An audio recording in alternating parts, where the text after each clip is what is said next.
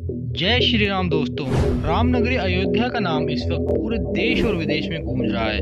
22 जनवरी 2024 को राम मंदिर में रामलला की प्राण प्रतिष्ठा हो गई। प्राण प्रतिष्ठा के मद्देनजर कई दिन पूर्व से ही अयोध्या को सजाया संवारा जा रहा था।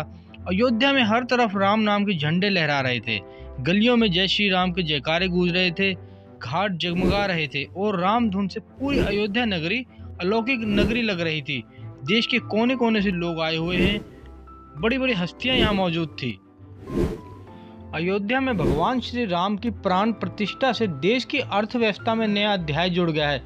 इस मौके पर 22 जनवरी को ही देश भर में करीब 1.25 लाख करोड़ रुपए का कारोबार हुआ है। सबसे ज्यादा लाभ यूपी को मिला, जहां दिल्ली के मुकाबले 1.5 गुना फायदा हुआ। इस मौके पर देश भर में कार्यक्रम आयोजित किए गए, शोभा यात्राएं निकाली गई। एक सर्च के अनुसार बताया गया है कि श्री राम मंदिर के कारण देश में लगभग 1.25 लाख करोड़ रुपए का कारोबार हुआ। इसमें अकेले दिल्ली में लगभग 25,000 करोड़ रुपए, उत्तर प्रदेश में लगभग 40,000 करोड़ रुपए के सामान व सेवाओं का बिजनेस हुआ है। एक रिसर्च के अनुसार आस्था और भक्ति के कारण इतना बड़ा कारोबार सबसे पहली बार हुआ है। इसका फायदा छोटे कारोबारियों को सबसे ज्यादा हुआ है। एक रिसर्च के अनुसार पता चलता है कि अकेले 22 जनवरी को ही देश में 1 लाख से ज्यादा कार्यक्रम का आयोजन हुआ। इनमें 2000 शोभा यात्रा, 5000 से अधिक फेरी, 1000 से अधिक श्री राम संवाद कार्यक्रम, 2500 से ज्यादा संगीत में श्री राम भजन एवं श्री राम गीत कार्यक्रम आयोजित किए गए। 50,000 से अधिक स्थानों पर सुंदरकांड, हनुमान चालीसा, अखंड रामायण एवं अखंड दीपक के कार्यक्रम किए गए। तो 40,000 से अधिक भंडारे व्यापारियों ने आयोजित किए। लगभग 70 एकड़ में फैला मुख्य तीर्थ स्थल लगभग 10 लाख भक्तों की एक साथ मेजबानी करने के लिए तैयार किया गया है। हर दिन यहाँ पर तीर्थ यात्रियों की संख्या 1.5 लाख तक पहुँचने की उम्मीद है। रिपोर्ट में कहा गया है कि भारत के टूरिज्म सेक्टर में धार्मिक पर्यटन अभी भी सबसे बड़ा हिस्सा रखता है। भारत के जीडीपी में ट्रैवल और टूरिज्म सेक्टर का कारोबार साल 2017 के 15.24 लाख करोड़ रुपए से बढ़कर 2028 तक 32 लाख करोड़ रुपए तक पहुंचने का अनुमान है। इसमें ज़्यादातर हिस्सा डोमेस्टिक टूरिज्म का होता है, जिसका 60% हिस्सा रिलीजियस टूरिज्म का होता है। रिलीजियस टूरिज्म का कारोबार करीब 10 लाख करोड़ रुपए का है। धार्मिक नगरी केवल अध्यात्म ही नहीं बल्कि कारोबार का भी बड़ा केंद्र बनकर उभरती है। अयोध्या और काशी ने इसे साबित कर दिया है। कभी वीरान से रहने वाली अयोध्या आज दमक रही है। जमीनों की कीमतें आसमान छू रही हैं। मांग का आलम यह है कि केवल 2 साल में 80,000 रजिस्ट्री रामनगरी में हो गई हैं। ये सिलसिला जारी है जो दूसरी धार्मिक नगरी काशी का रिकॉर्ड तोड़ सकती है। इसी अवधि में काशी में 1.20 लाख रजिस्ट्री की गई।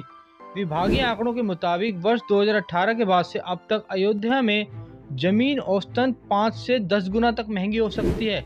राम मंदिर निर्माण पूरा होने तक यानी वर्ष 2026 तक जमीन की कीमतों में कम से कम 300% की वृद्धि होगी। स्टाम्प और पंजीयन विभाग के मुताबिक केवल 2 साल में जमीन बेचने खरीदने की होड़ ने सूरत हाल बदल दिया है। पर्यटन विभाग के आंकड़ों के पहले जहां अयोध्या में हर साल करीब 2 लाख श्रद्धालु रामलला के दर्शन के लिए आते थे, वहीं अब राम मंदिर बन जाने के बाद जानकारों का अनुमान है कि यह आंकड़ा सालाना करीब 2 करोड़ तक पहुंच सकता है, जिसकी वजह से अयोध्या में हॉस्पिटैलिटी के क्षेत्र में हर साल लगभग 20 से 30,000 लोगों को रोजगार मिलने की संभावना है। नौकरियों की बढ़ेगी डिमांड।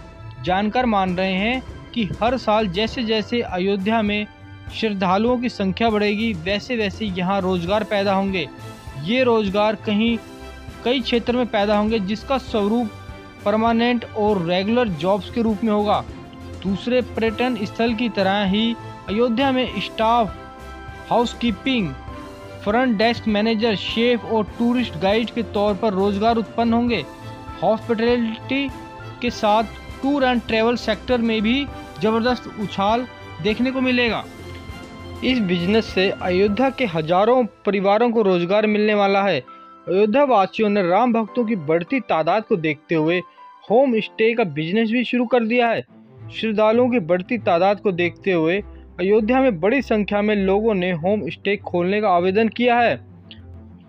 अभी अयोध्या में होटल के एक रूम का किराया बहुत महंगा हो गया है। ऐसे आने वाले दिनों में होटल बिजनेस में बड़ा बूम देखने को मिल सकता है। होटल के साथ ही यहाँ पर गेस्ट हाउस के अलावा धर्मशाला और होम स्टे की भी मांग बढ़ रही है। इनकम का जरिया अपने घरों को होम स्टे बनाकर अच्छी कमाई की जा सकती है। सरकारें भी इसके लिए लोगों को प्रोत्साहित कर रही हैं। अयोध्या में कोई बड़ी इंडस्ट्री या कारखाने नहीं है, ऐसे में लोगों की इनकम बढ़े इसके लिए सरकार भी उन्हें होम स्टे के लिए बढ़ावा दे रही है। सरकार ने होम स्टे को गैर व्यावसायिक उद्यम के रूप में चिन्हित किया है। इससे होम स्टे को किसी भी वाणिज्यिक कर का भुगतान करने से छूट मिलती है। सरकार के इस पहल से बड़ी संख्या में लोग होम स्टे खोलने को प्रेरित हो रहे हैं। लोग 2 से 5 कमरों के साथ अपने घरों में होम स्टे खोल सकते हैं। होम स्टे में एक कमरे के लिए करीब 1500 से 3000 रुपये प्रतिदिन का किराया ले सकते हैं।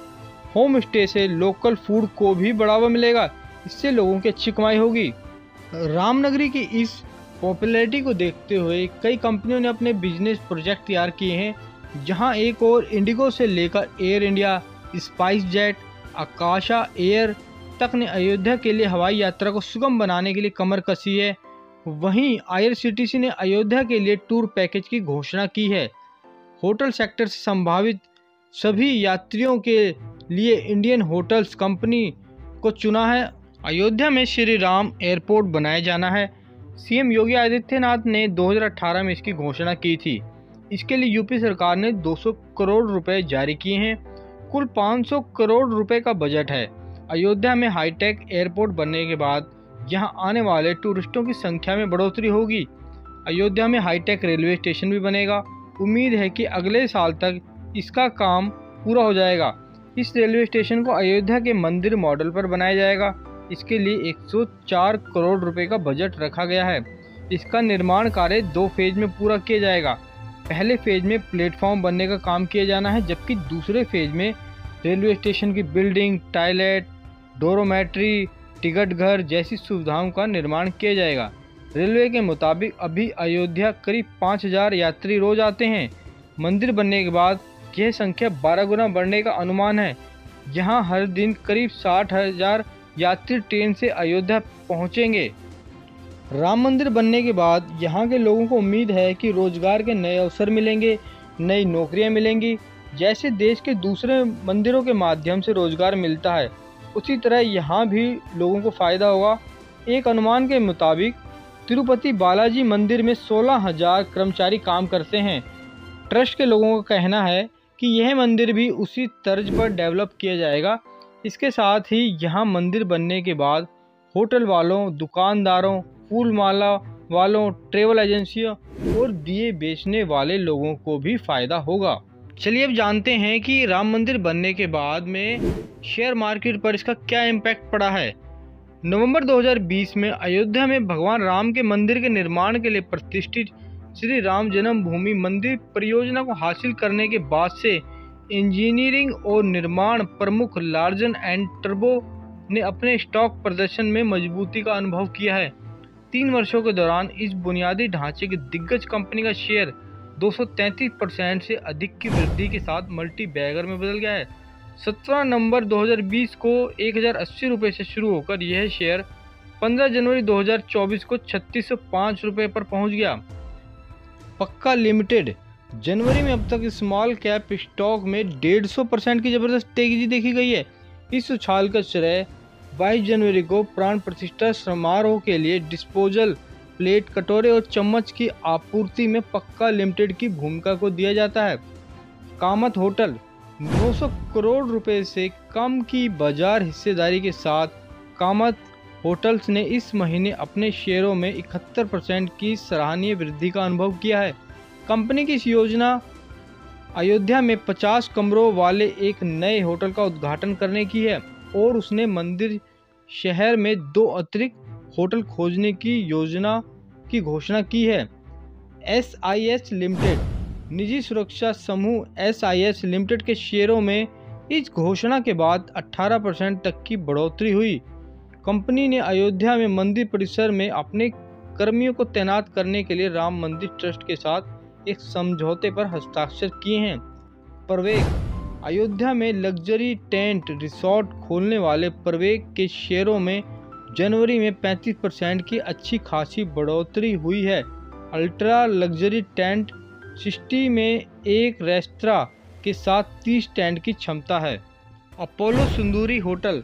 चेन्नई स्थित अपोलो सुंदूरी होटल्स के शेयरों में इस महीने 54% की उल्लेखनीय वृद्धि देखी गई है। आतिथ्य सेवा प्रबंधन और सहायता सेवा कंपनी वर्तमान में आगंतुक वाहनों को समायोजित करने के लिए अयोध्या के टेढ़ी बाजार में एक बहुस्तरीय पार्किंग सुविधा का निर्माण कर रही है। Thomas cook. निवेशकों ने अपना ध्यान टूर ऑपरेटर थॉमस कुक की ओर लगाया है, जिसके शेयरों में लगभग 18% की बढ़ोतरी हुई है। कंपनी ने अयोध्या, वाराणसी और प्रयागराज पर केंद्रित धार्मिक टूर पैकेज लॉन्च किए हैं। IRCTC। पर्यटन विभाग को भुनाने की चाहत रखने वाले निवेशकों ने IRCTC की ओर रुख किया है, जिसका ट्रेन टिकटों की ऑनलाइन बुकिंग में एकाधिकार है। इस महीने अब तक स्टॉक 17% ऊपर है। इंडिगो।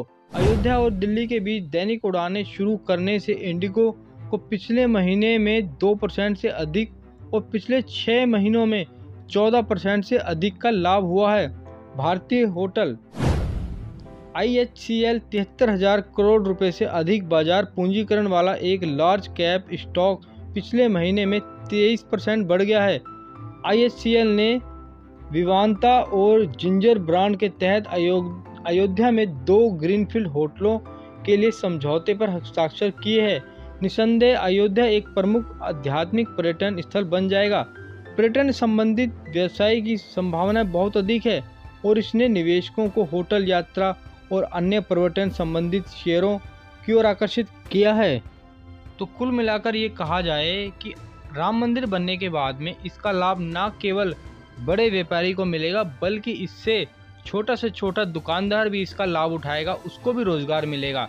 तो जो लोग ये कहते थे कि राम मंदिर बनने से क्या फ़ायदा होगा, तो उन लोगों को ये वीडियो शेयर करें, उन्हें बताएं कि राम मंदिर बनने से इससे प्रत्येक व्यक्ति को रोजगार मिलेगा, प्रत्येक व्यक्ति को रोटी मिलेगी, प्रत्येक व्यक्ति को बिजनेस मिलेगा। ये वीडियो सभी के साथ में शेयर करें और वीडियो को अपने रिश्तेदार और रिलेटिव के साथ में शेयर करें, ताकि उन सभी को पता चले कि राम मंदिर बनने से क्या क्या बदलाव आया है और इससे क्या क्या लोगों को बेनिफिट मिलेगा। Thank you so much.